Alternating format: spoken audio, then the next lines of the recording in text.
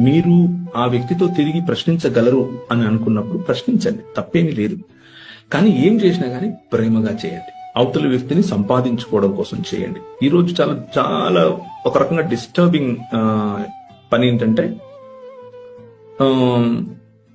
తిరిగి ప్రశ్నించేటటువంటి వైఖరిలో గొడవలకు దిగటం, దూషించే పనులు క్రైస్తవులు చేయటం వద్దు. అలాంటి చేయకండి. అది మనం మనం మనం చేస్తున్నటువంటి పని ఒక లక్ష్యాన్ని మనమే ఓడించిన వాళ్ళం అవుతాం.